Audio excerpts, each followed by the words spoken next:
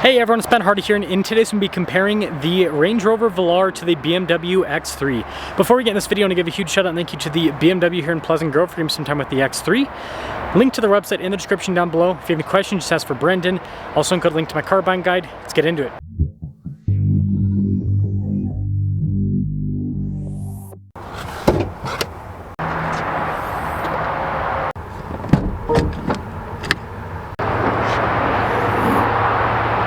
Powering the Velar is a turbo 2-liter 4-cylinder that goes through an 8-speed. Fuel economy is 22 around town, 26 on the highway, with power outputs being 247 horsepower and then 269 pound-feet of torque. Now powering the X3 is a turbo 3-liter inline 6 that goes through an 8-speed. Fuel economy is 25 around town, 30 on the highway, with power outputs being 393 horsepower and then 428 pound-feet of torque.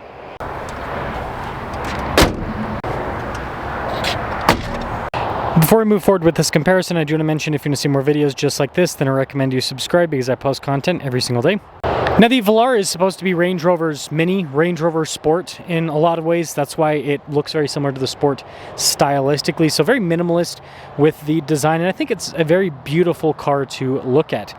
Now the X3, kind of like a mini X5, you could say a blown up X1, whatever way you want to put it. But BMW is doing some interesting things with their style. I mean, look at the headlights, for example. It's definitely crazy. So the BMW looks sporty. The Range Rover, I'd say it's sporty, but it's also beautiful. Now the BMW is on 20-inch wheels, whereas the Range Rover is on 21s. And you notice the Range Rover wheel is kind of tucked in really tight air suspension. The BMW just has regular fixed suspension in terms of raising and lowering. You can get air suspension in some BMWs. Anyways, look at the mirror cap. I think that shows everything on these cars that you need to see. The mirror cap on the BMW versus the Range Rover. Look at the Range Rover. It's very kind of like elegant, and the BMW mirror cap is like hard-edged, sporty. Now here's your side profile with the Velar. Something to note, it is a little bit longer than the X3. And then here's the side profile with the X3.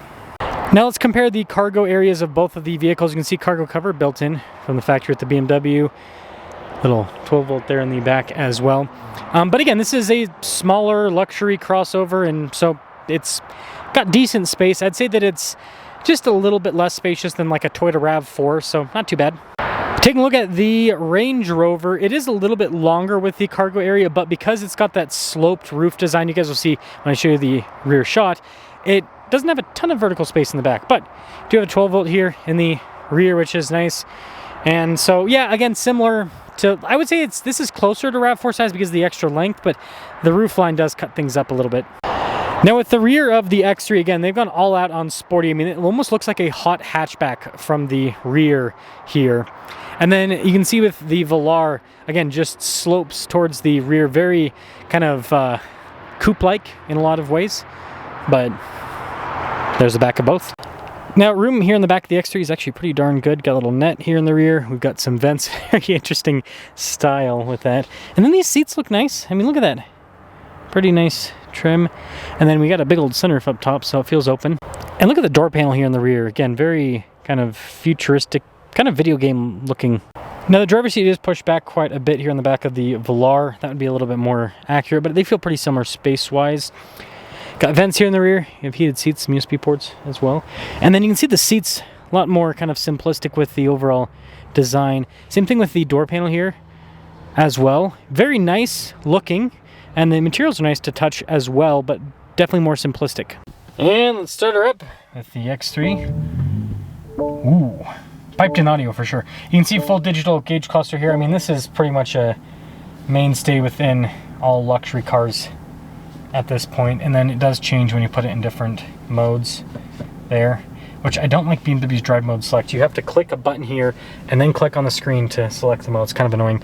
I do like this here at the top of the steering wheel. I think it's pretty cool. And it's actually a flat bottom steering wheel, which is interesting. Cool paddles here on the back. They've got a kind of a rubbery feel there on the rear with it. And you guys can see the infotainment system, so quick look at the 360 camera there, which is definitely a nice feature to have. And BMW's infotainment system is quick to respond. It's a great system to use. Got nice trim here on the dash. Got this big kind of storage area here. And then they actually give you quite a few physical controls if you do want to use physical buttons for different functions like volume. For example, the shifter is definitely weird. Center console, not too bad. Nice trim here on the top. And then I like the seats perforated all down the center portion. And then I kind of showed you guys earlier, but we do have a big glass roof. And let's start her up with the Range Rover. Now you notice, just looking at the digital gauge cluster first off, that they're definitely going for more of a minimalist design. It's kind of what they say with all their marketing. But yeah, it looks more normal, right, compared to the BMW. And I mean, even looking at the steering wheel here, look at the controls. And then you've got nice metal trim with the paddles, so they definitely feel a lot more premium, that's for sure. And then even the infotainment system, again, this is just a separate unit, but it just kind of looks more normal. You got 360 camera with it. Now I did say this does come with adjustable suspension, so you can adjust the suspension up and down, which is definitely a nice feature to have. But notice there's like no physical controls. Land Rover has gotten rid of that out of a lot of their vehicles, so like everything's controlled there in the center screen. But yeah, nice materials throughout. I like these seats. The trim feels premium. It also has like a durable feel to it as well, and then you do get a big sunroof in this one too. Now when it comes to pricing, that BMW sticker's for about $70,000, the Velar sticker's for about $76,000. Let's take them out and see how they perform. Bada bing, bada boom. X3. Definitely crazy the amount of performance they've packed into this now. And again, this is, you know, they've got M in the name, but it's not a full-on M car.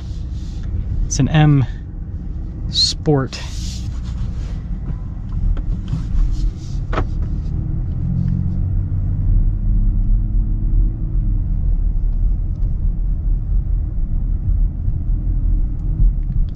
God, I love the torque.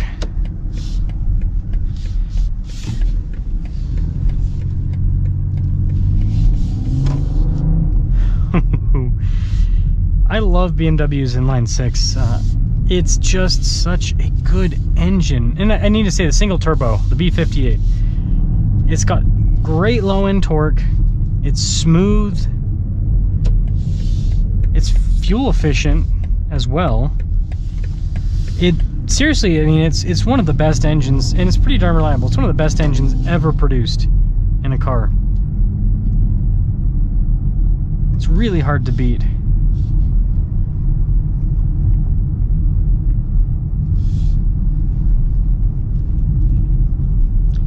Just going over the bumps and everything, it's nice and comfortable.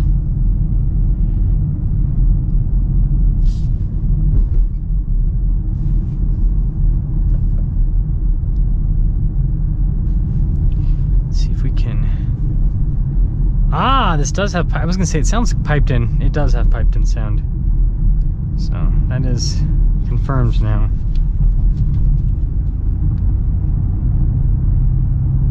And BMW just handle well. Again, they focus on sportiness, and you feel it. Bump. Yeah, this feels like this lightweight, sporty, nimble, fun to drive car. It's really cool.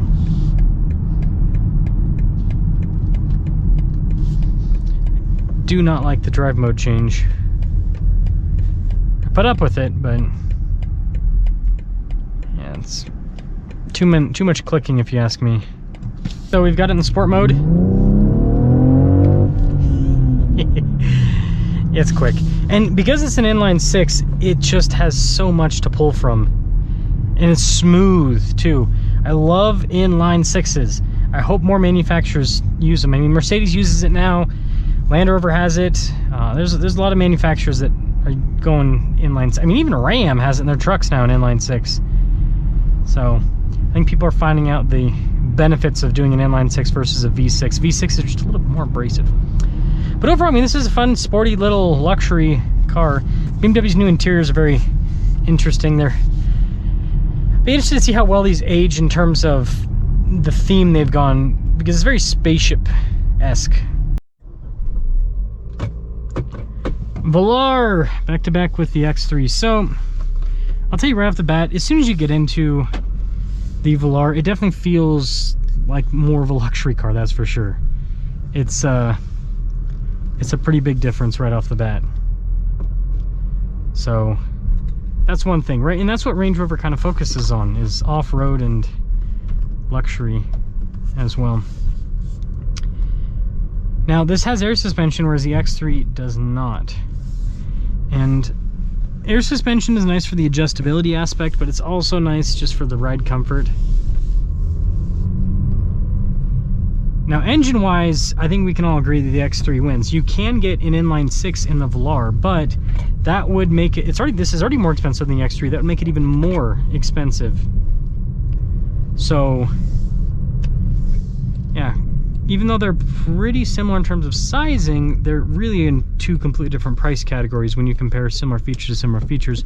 I'll explain this towards the end, why this is a thing and all of that, but what I'll say is super smooth. The powertrain's actually pretty smooth for being a 4-cylinder. Their inline 6, I would say, is, although not as torquey on the low end as BMW's B58, it's still a very good powertrain. It's very smooth overall. Interesting.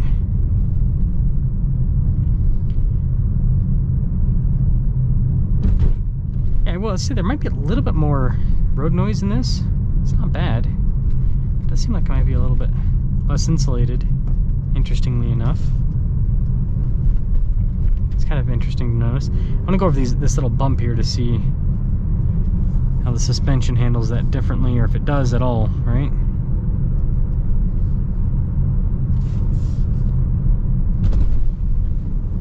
Yeah, pretty similar. So it seems like at least here in the Velar, I mean, the air suspension's got good control and everything, but the BMW suspension seems to be so good that it's just as comfortable without being air suspension. Interesting. We'll get an acceleration here with the Velar. It's not going to be as quick. Again, 4-cylinder, but it's got enough power. So, why is the Velar so much more expensive, right? You might be wondering if these kind of, you know, people do compare this. The reason why I'm doing this comparison is I look at Google search results and I see that one of the most compared cars to the Velar is the BMW X3 and X5. Now I picked out the X3 because the X5 is actually bigger than the Velar. It's in a different size category. But price-wise, I can see why people compare the Velar to the X5, because the X5 and the Velar actually pretty much have a lot of price carryover. So, anyways, Range Rover, you're not just driving it, you're wearing it. With the BMW, they've gone for this kind of like cool, futuristic, kind of sporty style inside and out, but it's not a status symbol like a Range Rover is, right? We all know this. You can talk as much crap as you want on Range Rover, but it is still a status symbol, right? If someone drives a Range Rover, it's like, you're successful. If someone drives a BMW, you know, I mean, if it's like a, if it's like an X5, an X7, you're like, yeah, that person's doing well, right? They drive in a luxury car, but it's not the same, right? It doesn't carry the same weight. That being said, you know, if we look at things just practically, is the Range Rover actually worth the extra money? And I think the BMW drives really well. I think if you were just like, didn't care about the looks of the car, didn't care about the status symbol, anything, if you just purely driving dynamics, I actually prefer the BMW slightly, believe it or not. I do like the luxury feel of the Range Rover though. I prefer this interior layout. There's so much that I prefer on the Range Rover. But yeah, you definitely do pay a bit of a price premium, and part of that's also, you know, it's just all of it, right?